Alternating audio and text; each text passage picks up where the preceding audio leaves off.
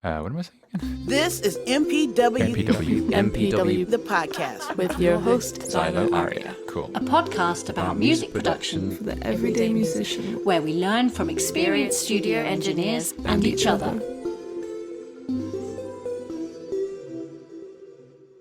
Caridad Espinosa is a Quito, Ecuador-based mix engineer and producer, as well as the co-founder and coordinator of the Beats by Girls chapter for the city in which she resides.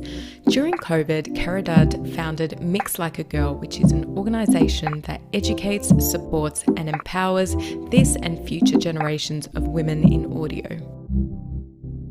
All right, great to have you with us on this podcast today. So I would love to learn a bit more about you. So do you want to tell us a random fact about you that maybe not that many people know?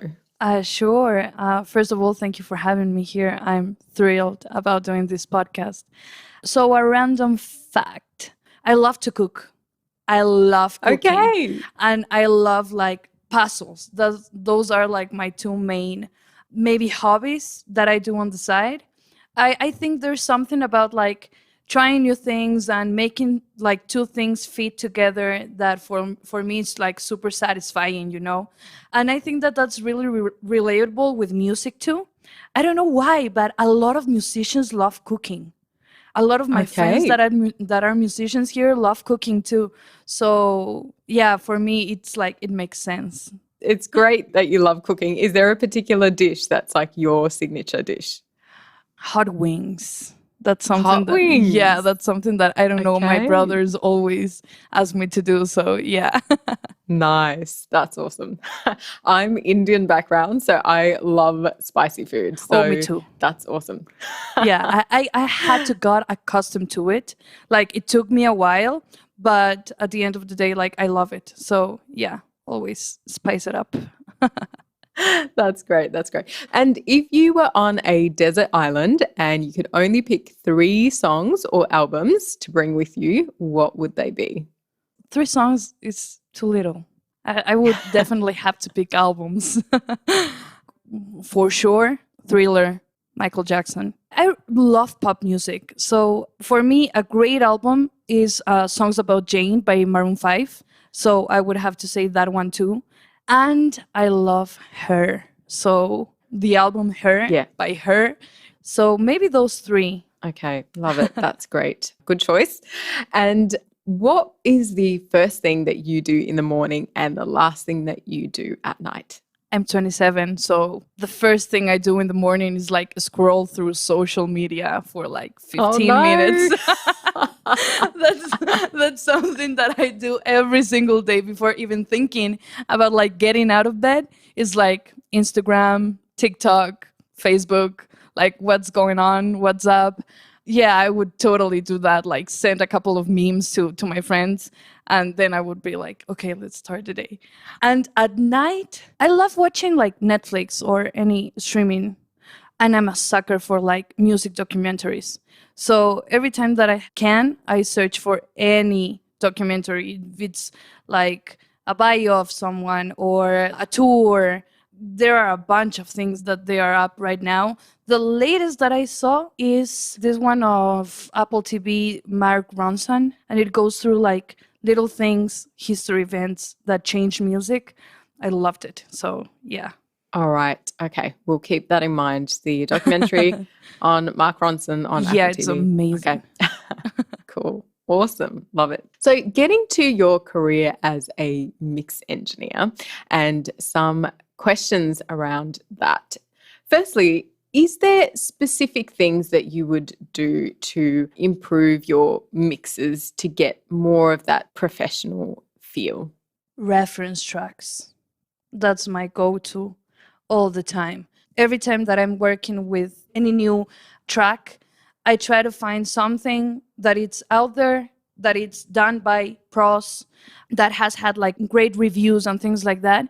And I'm like, okay, same instrumentation, same kind of vocals, and same kind of vibes, you know? And it's like, okay, let's listen to this and let's have this as reference. I always like to have a couple of them. For me, it's like my go-to to make it sound a little bit more professional. For me, it's a good starting point, you know. Okay, yeah, good advice. And one thing that a lot of people seem to have trouble with is knowing when their mix is done. So, do you have any kind of markers to know when to stop tweaking your mix and to know that, okay, now it's time for mastering? I have like a trick for this one. I always try showing my mixes to other people, you know, people that I respect, people that maybe are my colleagues from college or my ex-teachers from college, people that I know that they know what they are doing. And I find that showing your work to other people reveals a lot of the things that the work is lacking, you know. For example, I find myself always like showing something and it's like, okay, listen to this. Oh, I know that the piano is a little bit too loud there, but I'm gonna turn it down. Or I know that the backing vocal needs a little bit more reverb. So like think about it, like listen to it thinking that it has a little bit more reverb, you know?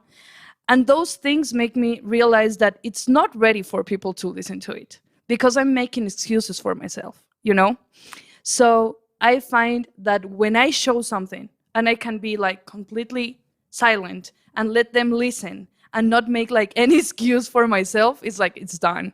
I think that I'm proud of it. My work here is done. It can go to mastering. I love that. Actually, that's such a great little trick there because I know I've definitely done that before, which is send your song off. And as soon as you are about to send, you're like, oh, but this thing it doesn't sound perfect, or this I'm still working on, which it doesn't become clear until you send it off. Until to you someone. send it, exactly.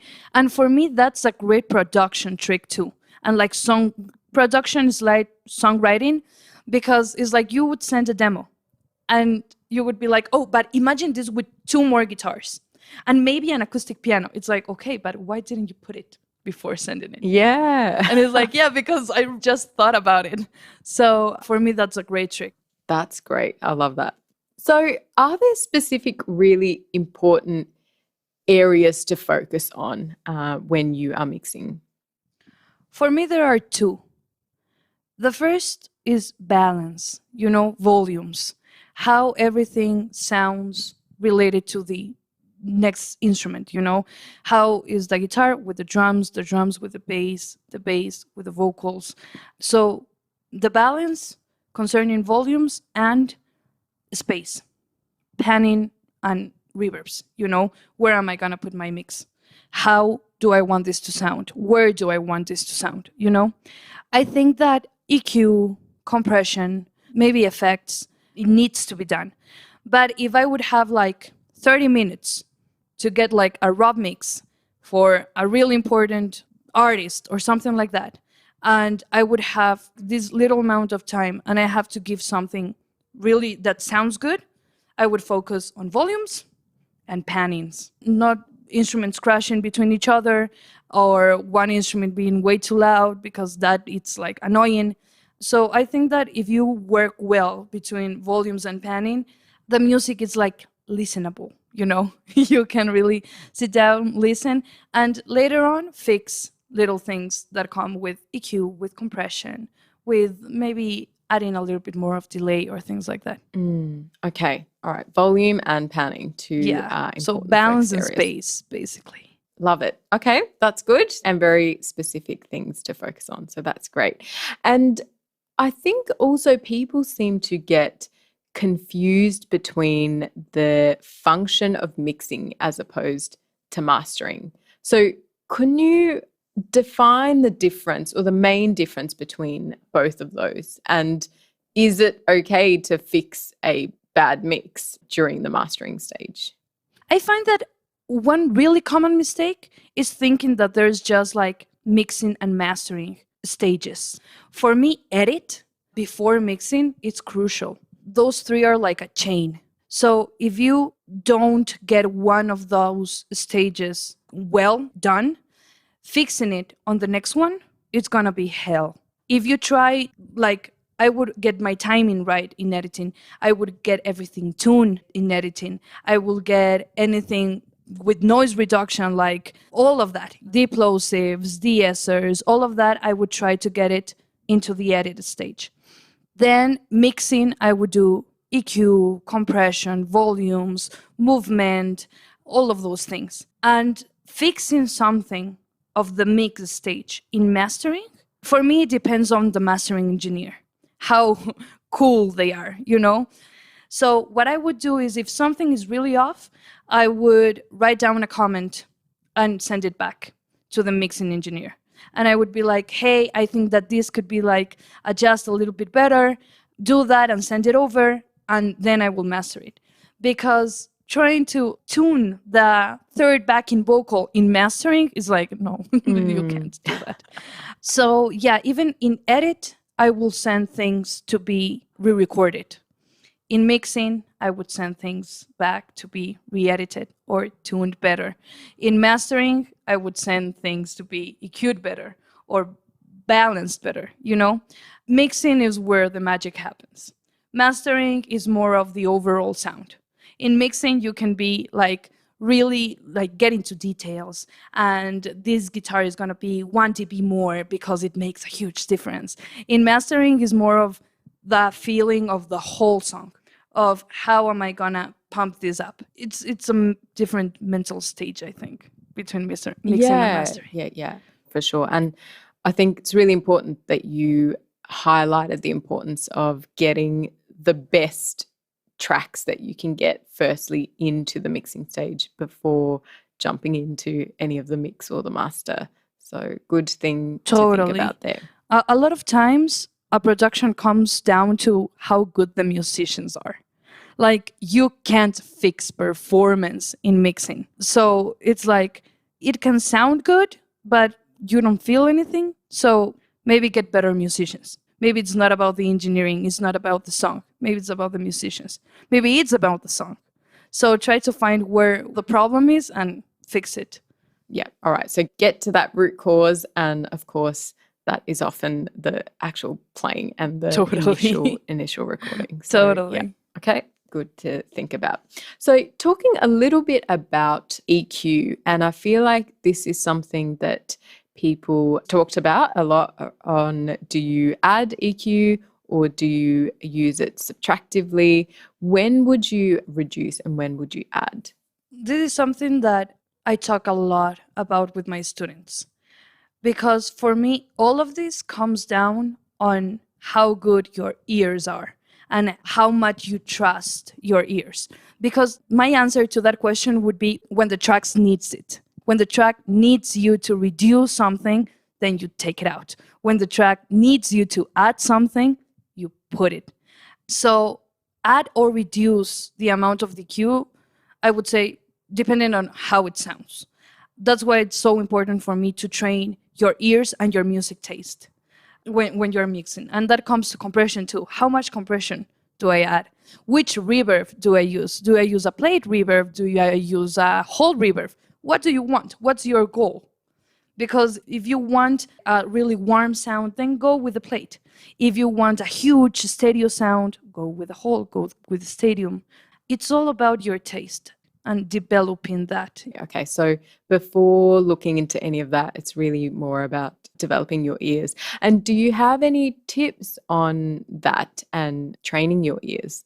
For the first year in college, we wouldn't be able to touch any session or even go into the studio. We did like a whole year of audio ear training. And it's all about like frequency discrimination, which frequency is bothering you. We would practice a whole semester just with white noise for us to be able to identify frequencies. And then with music. So what happens if I raise 4K in a whole song? I can just hear like the lead vocal, like the female lead vocal is really in my face, you know? Those kind of things, working with frequencies, I would put on Pro Tools a white noise track and I would add an EQ to that. And I would be just like boosting frequencies and taking it out, boosting frequencies and taking them out, trying to find a difference.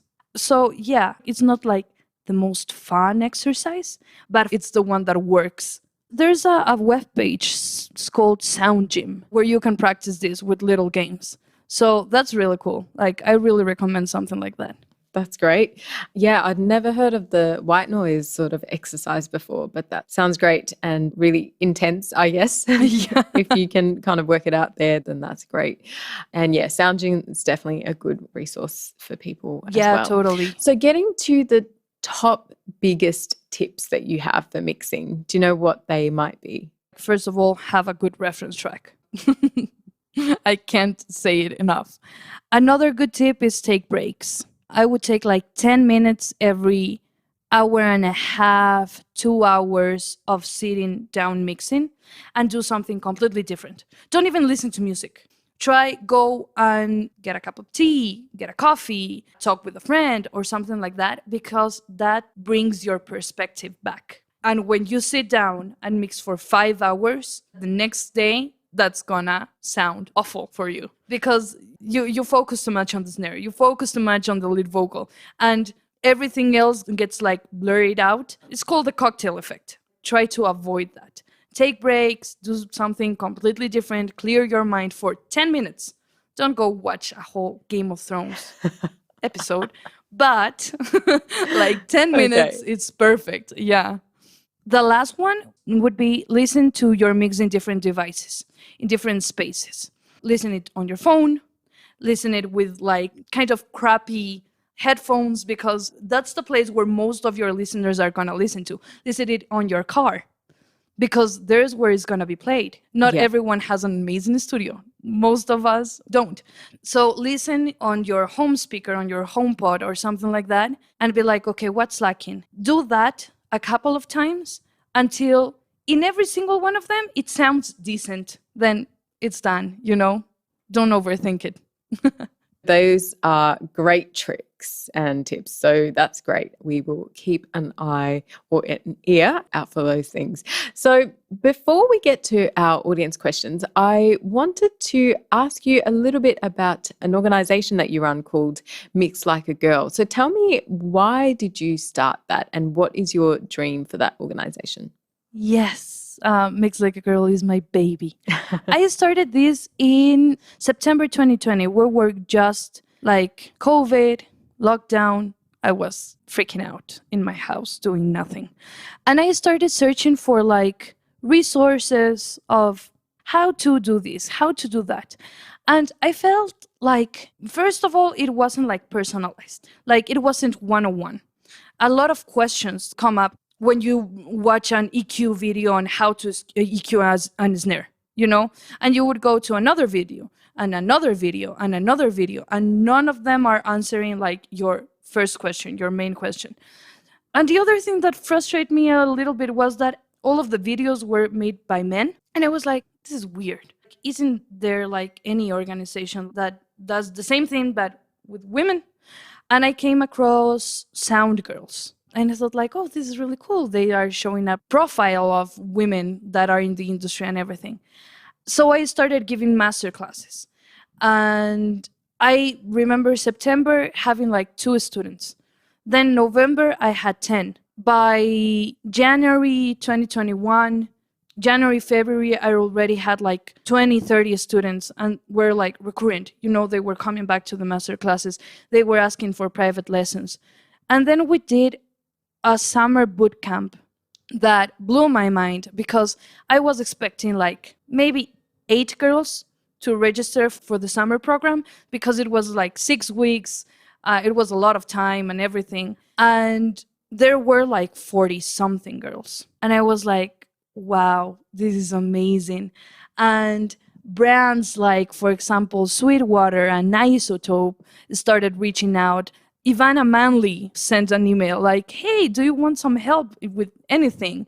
Emily Lazar, she just started the We Are Moving the Needle organization too, and she was like super cool about it. She wanted to give a couple of scholarships for the Mix Like a Girl summer program and everything. And that's where I realized this can be huge. And a lot of people are searching for platforms like this, like Mix Like a Girl, like music production for women. And for me, it's really important for them to come together. I'm thrilled by looking at my students that I had last year, and they are like super grateful. Not everyone is meant to be a teacher, but the ones who are, it's like they can change everything. And that's what I'm trying to do. Why not give that experience to any girl that wants it, you know? Awesome. Awesome. That's really exciting and really great to hear where it started and why as well. So that's excellent. So just going to our audience questions, we have one from Nicole Stevens. And Nicole asked, and you might have covered parts of this already, is what part of mixing is the most important? All of the mixing stages are important when we talk about it technically. For me, the most important part of mixing is what's your mark gonna be on it? You know, how are you gonna give that mix your sound? How is that gonna be like, oh, this is mixed by Nicole. This is mixed by Xylo. This is mixed by Caridad, you know? What's your main creative goal? Do you want the people to be laid down, listening because it's super soft and it's super calm? Or do you want crazy things that are moving around constantly, making you go like, oh, wow, what is this? Oh, cool. It all depends. How are you gonna be creative with these new artists, with this new track, with this new song? How are you gonna take that to the next level with your creativity? That's the most important part of mixing, and it changes while you are doing it. Coming to our speed quiz, which is 5 questions, and you have to give me your quick answer. Are you ready for that? No, but let's do it. All right. Okay. Ready, set, go. Mac or PC? Mac, Spotify or Apple Music? Apple Music, Live DJ or live band? live band, Digital or analog? analog, Quality or vibe? vibe. Okay. That was pretty good, I would say. That was a good speed. So coming to our last bit on your top tips. So what would you say is your one top career tip? I've been doing this with a bunch of different people. I've had a bunch of different classmates and people working on the same things that I am. But I think that the people you surround yourself with makes the difference. All my friends are musicians. They love what they do. They admire what I do. I admire what they do. So we are constantly learning. So I would say a really good career tip is surround yourself with people that want you to succeed and you want them to succeed, because for me that's the only way of pushing you upwards and keep going. Like, trust your gut and just do what you love. That's good. That's good. And what is your one top self-care tip? For me, is spending time with my friends. Anytime that I feel like frustrated, things are not going well, I think that my mental health depends on like doing things with my friends, doing things with my family, like talking about different things, surrounding yourself of people that would give you like amazing vibes and that want to see you happy. Because I've been on the other side. I've been with people pushing you down, and your whole life goes down. Your whole mental state, it's like, no, I can't do this. I'm gonna fail.